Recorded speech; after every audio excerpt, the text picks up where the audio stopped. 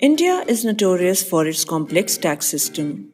It's almost impossible for new businesses and startups to understand the direct and indirect tax systems. This problem gets even more aggravated when constant changes are made to taxes with each financial year. But things change with the new goods and services tax, commonly known as GST. Let's take an example. Aditya would like to start a business in Delhi for which he needs raw materials from Beijing in China. While importing, it would first land at a port and then from there it would travel to the manufacturing center at Delhi via road passing through various states. Now, when Aditya starts analyzing the various taxes he needs to pay in the process of just transporting the material to his center, he will lose his mind. In fact, this happens with many budding entrepreneurs who want to give shape to their dreams but fail to because the complex tax structure in India is the biggest hindrance.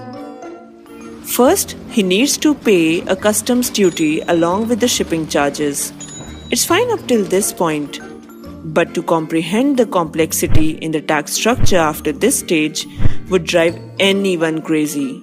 He would have to pay central and state governments 10 different taxes like central excise duties, service tax, VAT, central sales tax, octroi, etc. And not only this, he also would have to pay tax on taxes already collected by the government.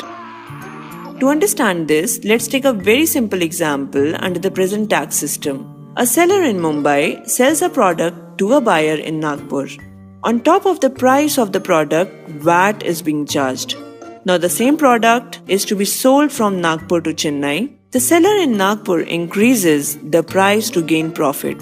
Now on top of the new price including his profit, central sales tax that is CST is added. The price of the product for the buyer in Chennai will comprise of cost of the product plus VAT plus profit plus central sales tax. Don't you see the cascading effect of taxes here?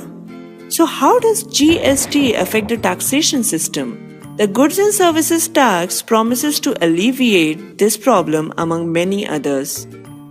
GST is a consumption-based tax which is levied on sale, manufacture, and consumption of goods and services at a national level.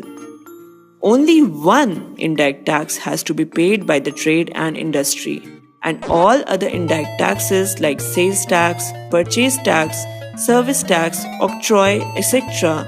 will be absorbed in GST. Exports and direct tax like income tax, corporate tax, capital gain will not be affected by GST. GST would apply to all goods other than crude petroleum, motor spirit, diesel, aviation, turbine fuel, and natural gas. It would also apply to all services barring a few to be specified in future. The proposed tax system will take the form of dual GST, which is concurrently levied by central and state government.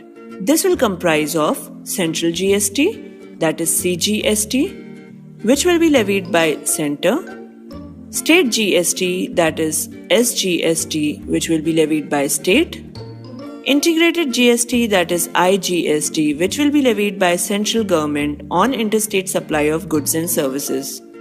So who is going to pocket the taxes? In case of intra-state transactions, seller collects both CGST and SGST from the buyer. CGST goes to the central government and SGST goes to the state government. And in case of interstate transactions, IGST will be levied on interstate transactions of goods and services and the tax gets transferred to the importing state. What would be the cost of the same product under GST system? Products sold from a seller in Mumbai to a buyer in Nagpur. CGST and SGST is to be added. Now again the same product is being sold from Nagpur to Chennai. This is an interstate transaction, so IGST will be applicable now. But wait a minute, isn't this tax on tax again? So here is the twist. A tax has already been paid on the product in the form of CGST and SGST. So the buyer in Chennai gets a tax credit. The IGST gets reduced with the amount of CGST and SGST. This prevents the buyer from paying tax on tax. So under the GST system, the drawback faced by the manufacturers and business class due to cascading effect of taxation and also